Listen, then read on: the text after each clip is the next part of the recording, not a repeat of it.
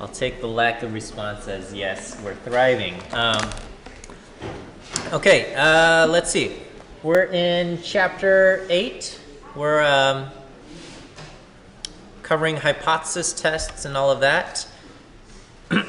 There's between chapters 7, 8, and 9, there's quite a few formulas and stuff, and so I want you guys to focus mostly on the thought process and whatnot. So I'm going to give you guys, as part of the exams, I'll attach this formula sheet, which has been posted online.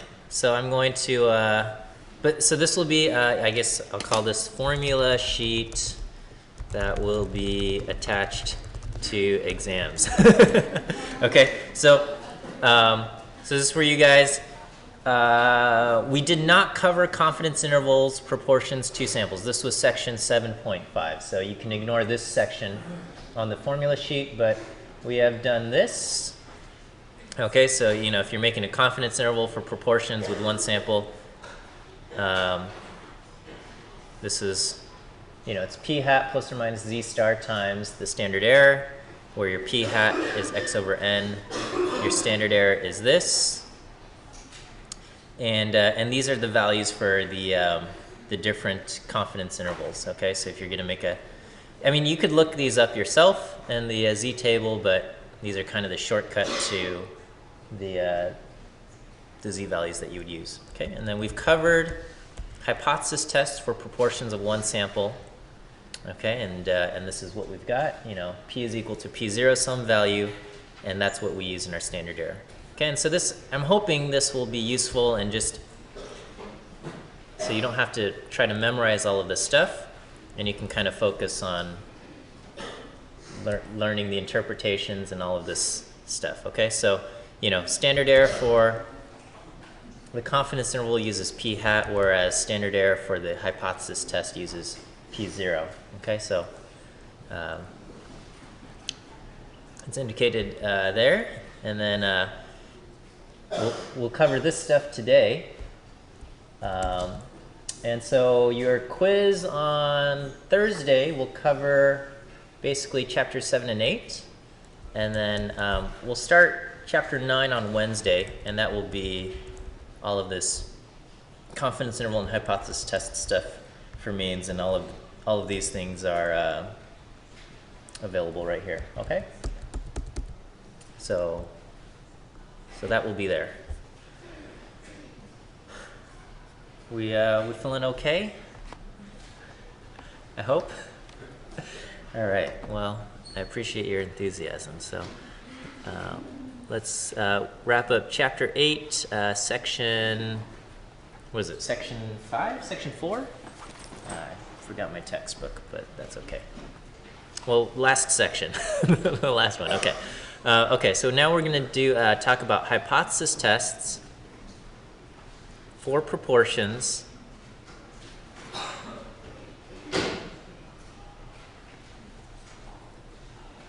two samples. Okay. And the big idea here is, you've got population 1 and you have population 2.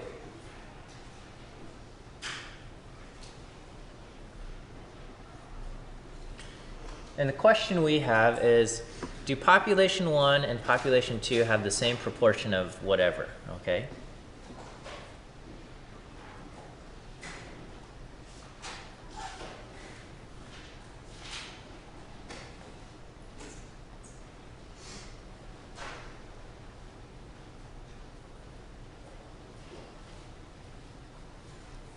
Okay. So, this could be something silly like,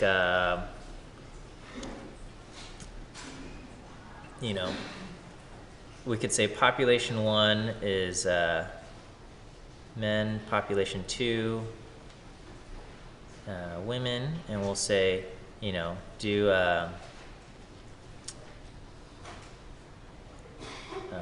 is the proportion of smokers the same for men and women, okay? So we want to know,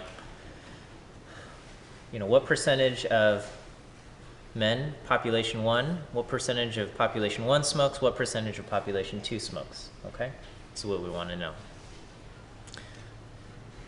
And so, what we're doing is we take, obviously we can't observe the entire sample, so out of population 1 we take sample 1, and out of population 2 we take a piece, and this will be sample 2, okay? And so, we observe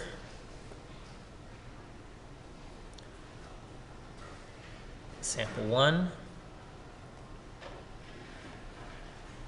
and sample 2, okay? And the question is, based on what we see in the sample, can we answer the question, are they the same or are they different, okay?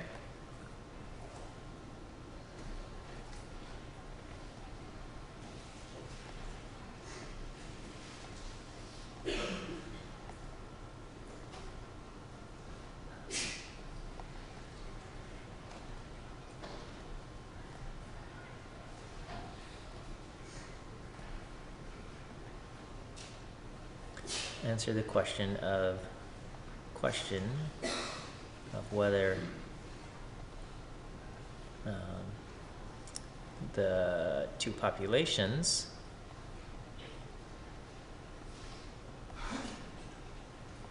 have different proportions or not.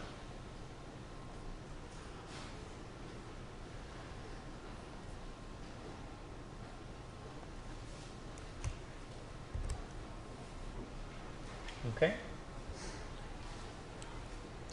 So when we set up our hypotheses, our null hypothesis will be that the proportion that exists in population 1 is equal to the proportion that exists in population 2. So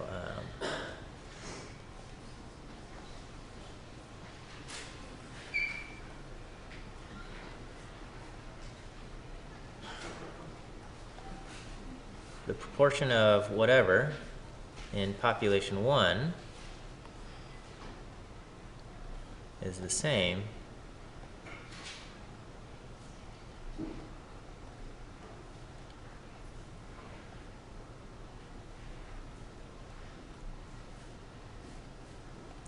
okay, or symbolically we would write the null hypothesis is that P1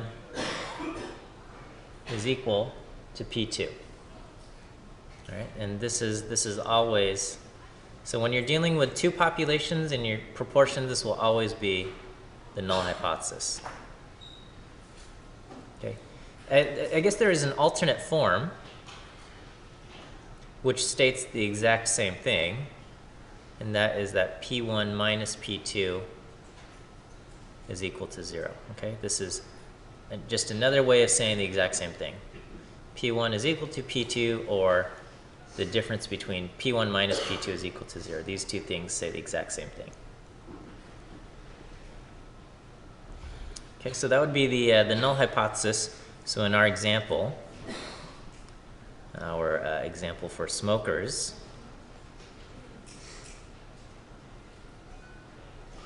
the null hypothesis would be that the proportion of men who smoke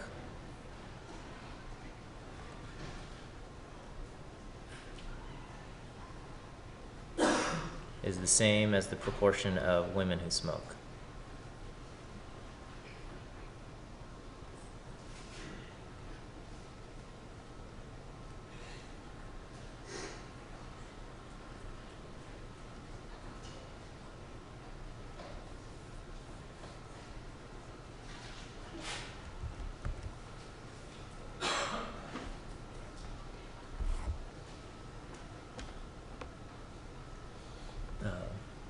So UCLA is a smoke-free campus, right?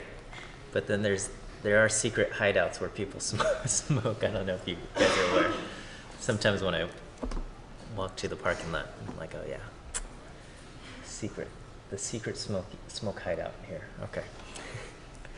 All right. So this is these are our hypotheses, and then the alternative hypothesis then would be something along the lines of the proportion of whatever in population 1 is different from the proportion. Okay, so you know the proportions are different.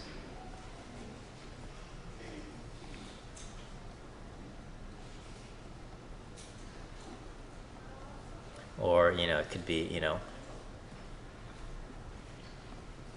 so this would be P1 is not equal to P2, or it could be the proportion for population 1 is greater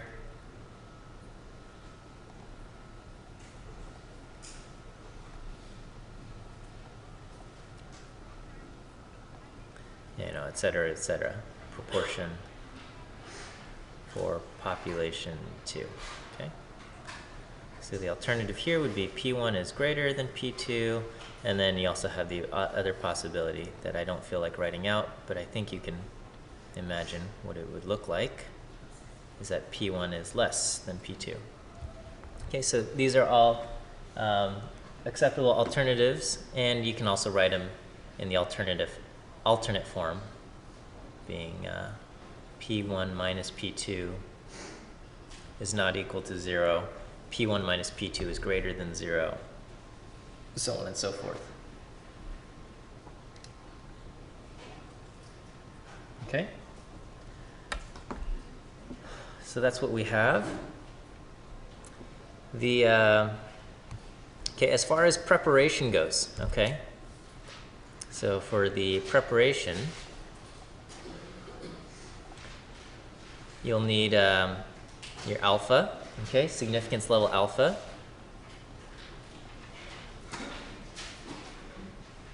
So we can assume it's 5%, or use whatever is specified in the problem, and then label your data so that you have x1, n1, x2, and n2. Okay.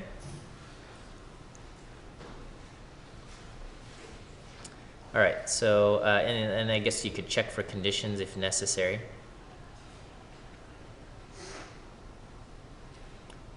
Okay, all right, let's go talk about the calculations then.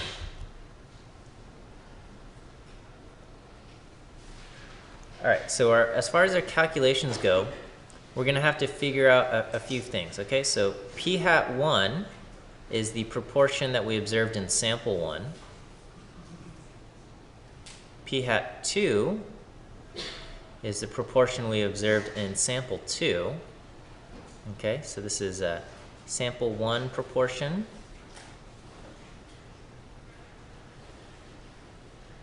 And this is sample 2's proportion. And then we have p hat, and this is the overall observed proportion. Okay, and so this one just says how many, quote, successes did you see overall, divided by how many observations did you make. So you add x1 and x2 and divide by n1 plus n2. So this would be, the proportion of, in your sample of randomly selected men, this would be the proportion in that sample who smoke. This would be the proportion of women in your sample that smoke. And this is the proportion overall of smokers. So you'd add the number, smoking males plus smoking females divided by total number of males and females total. Okay, so we use these. Then we use the overall p hat to get our standard error, which is p hat times 1 minus p hat.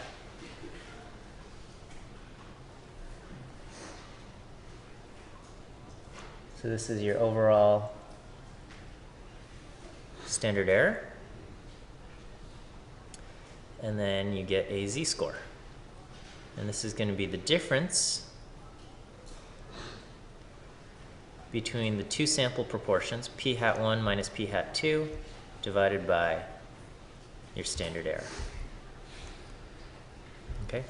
And again, all of this is summed up in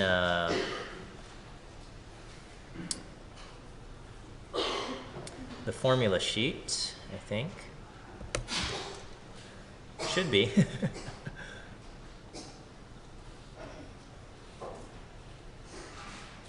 So let's see.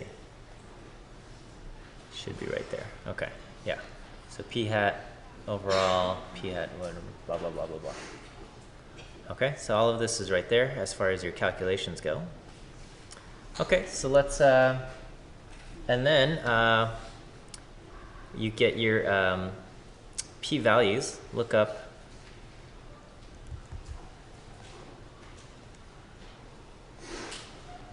p-values in the same way as before, right?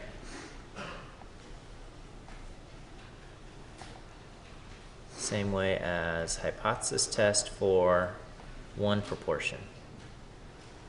Okay, and that is to say, if the alternative has a greater than, we take the area to the right.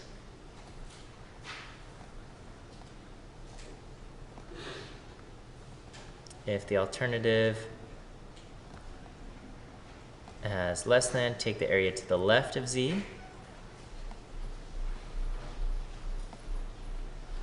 And then if alternative has a not equal sign, take the area in the tail and multiply it by 2.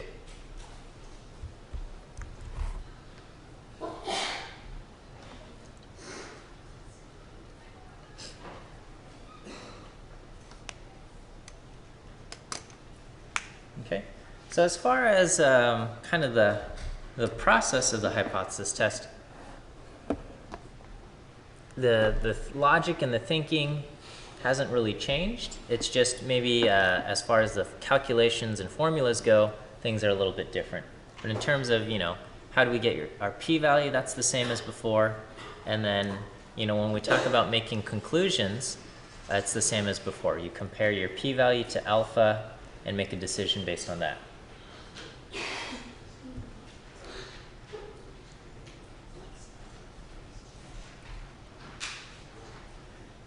Okay, so, you know, as far as conclusions,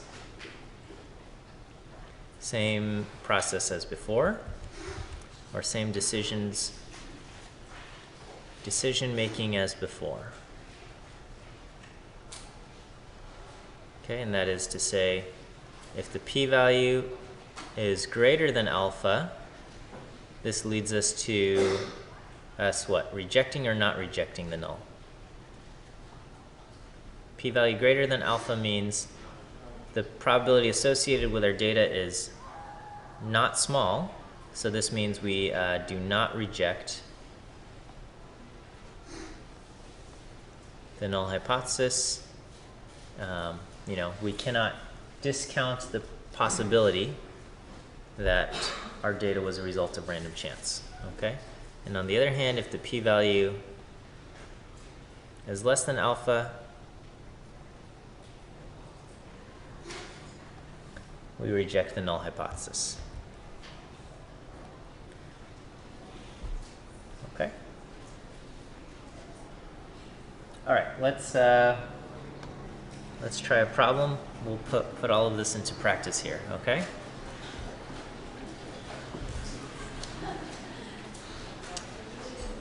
Okay, so we want to know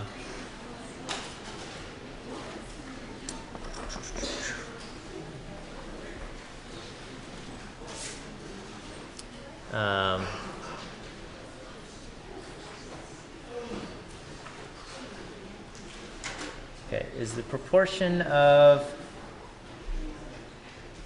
I don't know. I'm going to just make up a scenario here. Okay, is the proportion of females in the U.S. Army different from the proportion of females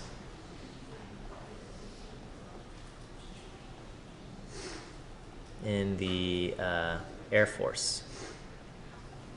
I get U.S. Air Force. Okay? Do Army and Air Force have the same proportion of females? I have no idea, okay?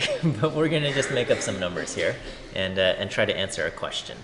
Okay, so sample 1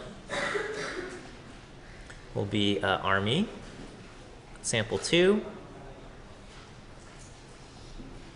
Air Force.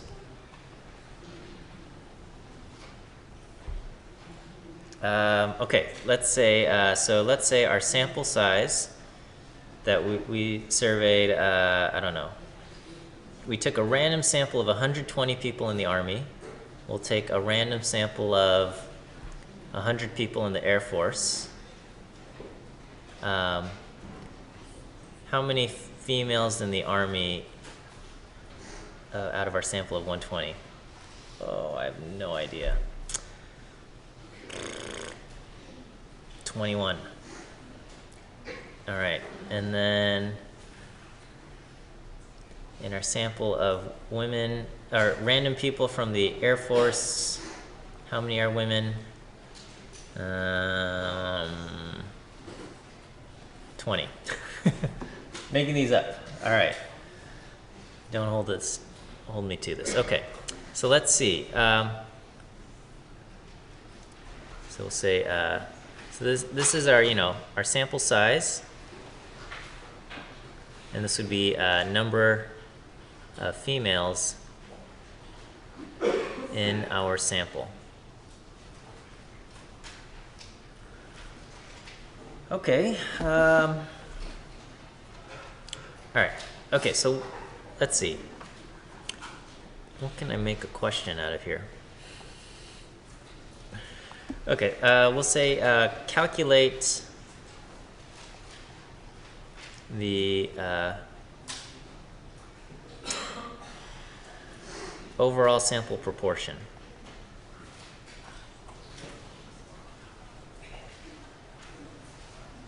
Okay, so let me make up some fake answer choices here, and we'll try this. Okay, so your overall sample proportion.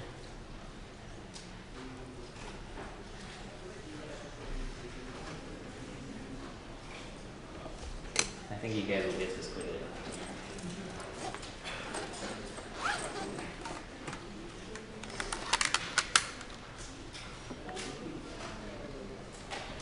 Okay, so I've got 0.2, 0.175, 0.375.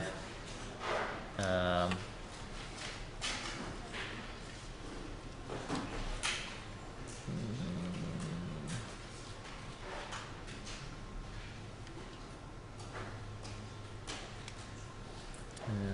0.1864 and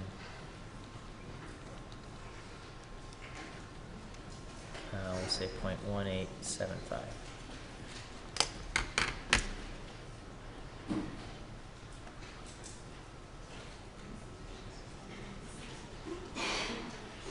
Is this working? What's going on here?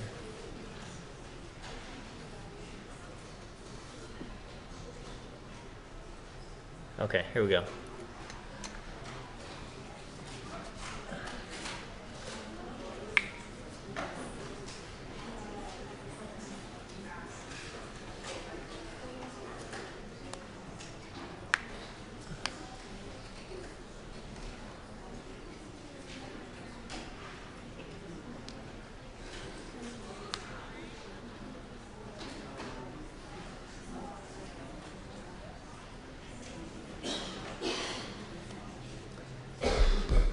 Happy Leap Day, everybody. Anybody's birthday? February 29th? No. You'd have to be exactly 20 years old to have a birthday today. Oh well. We can't all be so lucky. Alright. Did everybody get their clicks in? I feel like my numbers are shrinking as the quarter has been going on. Oh well, 130. That's about good. That's okay. All right. Oh, okay. 135. There we go. Oh, someone else. Click.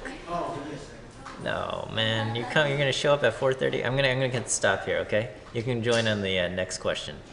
All right, here we are. Okay, here we are. Yes, the answer choice is D. Huh? All right, and so, you know, our overall sample proportion is x1 plus x2 over n1 plus n2. So this would be 21 plus 20 over 120 plus 100. And so we'll do 41 over 220, and that should be 0.1864, okay? 0.2, this is p hat 2, and this is p hat 1. This is if you add up p hat 1 plus p hat 2. And then this is not correct either. This is p hat 1 plus p hat 2 over 2, which doesn't work, okay? So this is the overall proportion that we want. 41 over 220, which should be 0.1864. Okay, so we've got that. We're going to calculate our standard error, which will be p hat times 1 minus p hat times 1 over n1 plus 1 over n2. Okay, and then we go for our z-score. P hat 1 minus p hat 2 over our standard error. Okay, so then we'll say find the z-score, also known as our test statistic.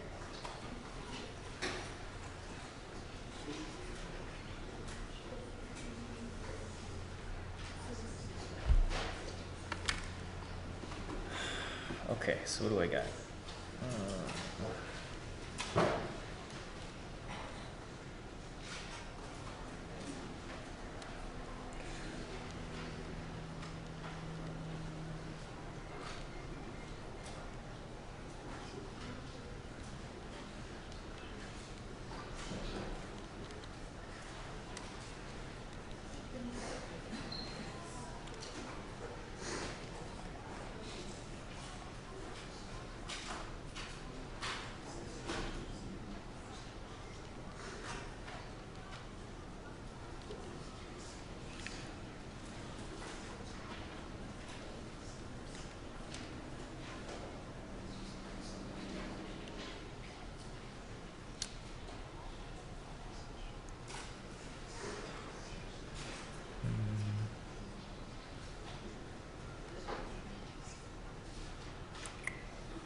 Okay, so I got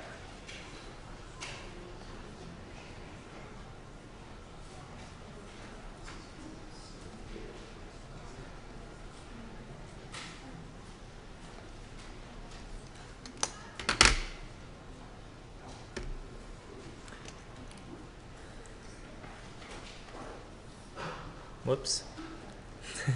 How do I hide this?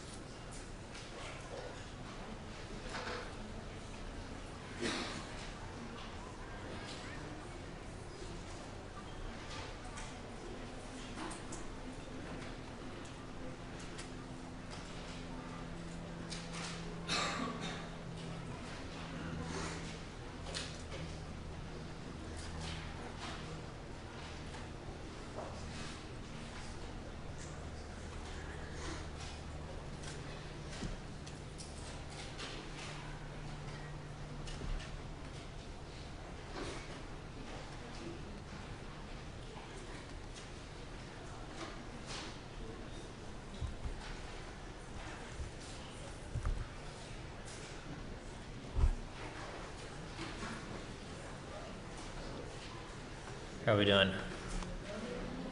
89 of us have clicked answers and counting. All right, so you know, some of you guys got your answers in already. Some of you guys are still working. I'm going to start going over the answer now, and then you know, what we have from previously, we've got x1 and n1, and x2 and n2. And p hat 1 and p hat 2. So what we said was we have 21 out of 120. And then over here we have 20 out of 100. So p hat 2 was 0.2. And I think this is what is it? 21 divided by 120, 0.175. Okay. We're going to do our standard error calculation. And we found p hat overall to be 0.1864. Okay, I'm going to go ahead and click stop here. Okay, so we have 0.1864 times 1 minus 0.1864 divided by 1 over 120 plus 1 over 100. Okay, and so, when I do this on my calculator, what I end up doing is I don't like to retype numbers, so I do, I did 20 plus 21 divided by 220, so I have my p hat, and I'm going to use this as kind of a placeholder. I'm going to hit answer times parentheses 1 minus the answer, so instead of having to type out 0.1864 whatever, I have answer times 1 minus the answer times parentheses 1 over 120 plus 1 over 100. Okay, I hit equals there, and then I'm going to take the square root of this number.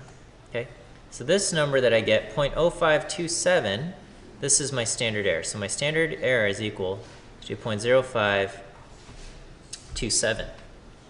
At this point, now I'm going to go for my z-score, which is the answer that I'm asking about. So the z-score is p hat 1, 0.175, minus p hat 2, which was 0.2. We've established that earlier in our problem. And then we're going to divide this by 0.0527. Okay? And so again, on the calculator, because I'm lazy, I just type in 0.175 minus 0.2, close off parentheses, and then I'm going to hit divide by the answer button. Okay, and I get negative 0.474. Now, if you round it off to 0.1864 or something, your values might be ever so slightly off or slightly different. Not a big deal, just choose the answer that's closest, okay? So to get my p-value, I'm then going to look up this value, so in our z table. So we round z to 2 decimal places, and we get z equal to negative 0.47, okay? So we get z is equal to negative 0.47, and we're going to try to look this up in our z table. Now, before we do that, we never actually established what our hypotheses were, so this is kind of bad on my part. So our hypotheses, okay, so remember our question was, is the proportion of females different for the Air Force or the Army and Air Force? Proportion of females in the Army different from that of the Air Force.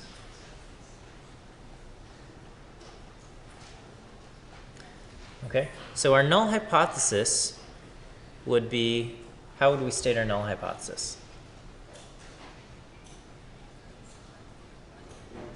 P1 is equal to P2, okay?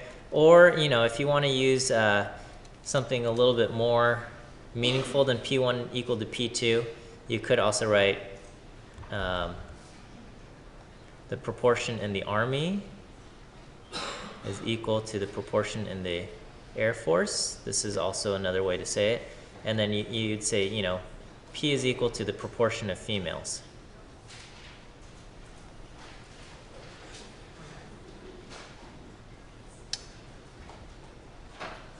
Okay, so we've got this. What would our alternative hypothesis be? We would say P of Army is not equal to the P proportion of females in the Air Force.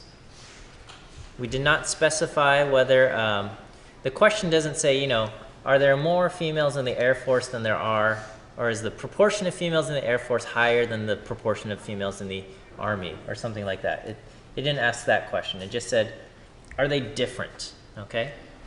If it had specified that they suspect that, you know, one of the branches of the military has, you know, either more or fewer females, then we would use a greater than or less than sign depending on what was specified.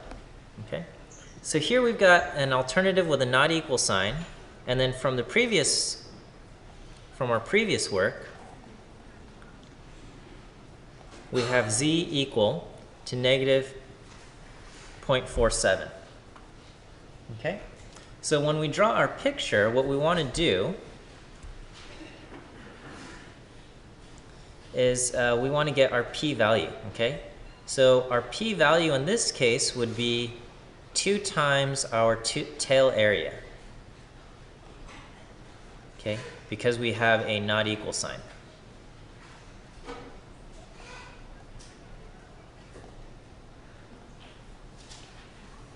And so we would go, in our picture, we would go down to negative 0.47.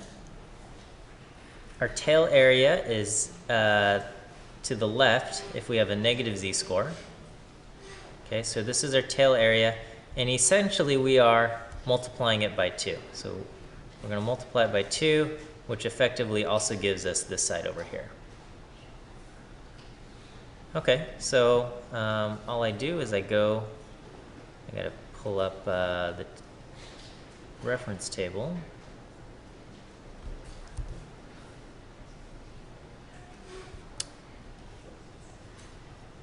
Get z is equal to negative 0.4, what is this, 0, 1, 2, 3, 4, 5, 6, 7, 0.3192.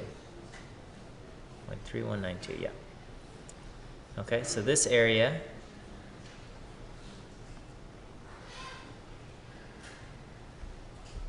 is equal to 0.3192.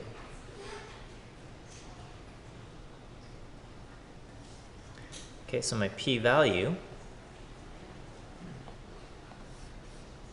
is equal to 0.3192 times 2. I get a p-value of 0.6384.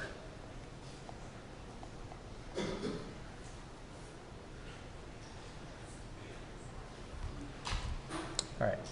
So far, so good? Okay, so our p-value is 0.6384, so we would choose to then do what? Do not reject the null hypothesis. Okay, and so let's talk about what this p-value means.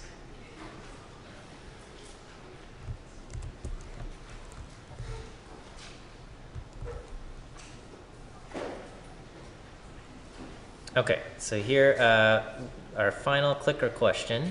I'm going to list off some scenarios, but it's going to be easier if I type it up, just because it's a lot of text. All right. So you don't have to bother copying this into your notes, I mean, unless you really want to. All right. What do I have? I got p-value equal, what is happening here? P-value is equal to 0.6384.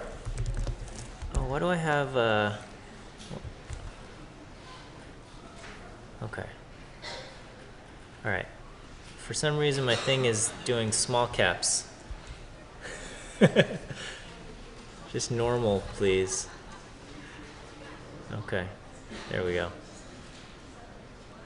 All right, so answer choice A. All right. So we'll say which statement is true.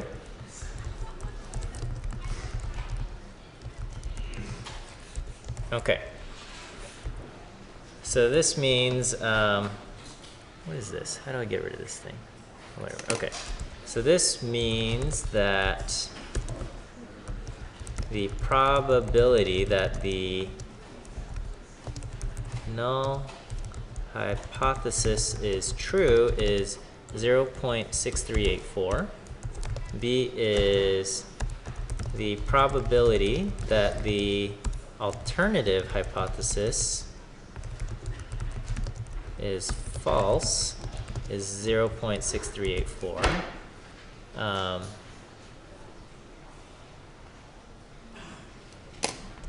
The probability of that a random sample would produce kind of a difference like that we observed if the proportions were different or were the same is 0.6384, and this will be if the proportions, something's wrong with my keyboard here, if the proportions, I guess, of females were different between the two branches.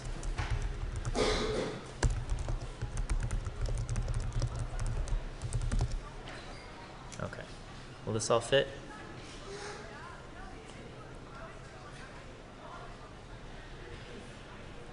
All right, so we're talking about one of these things. Okay, so go ahead and okay, my computer is experiencing technical difficulties.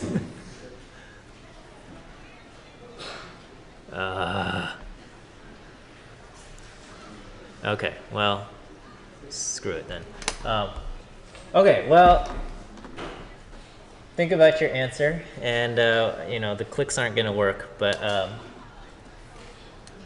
so our p-value is 0.6384, and the correct answer in this case, and I'll put this in our notes, is answer choice C. Okay, this is the probability that a random sample or would produce a difference like that we observed. So, of course, when we take random samples, and if the proportion of females in both branches were the same, we would expect our random samples also to have proportions that are the same. But when we get two samples that are a little bit different, how likely is that difference to occur? It says this kind of difference will happen about 63% of the time. So, meaning it's quite possible that it happened just from random chance, and that's why we are not rejecting the alternative. I mean, that's why we're not rejecting the null hypothesis.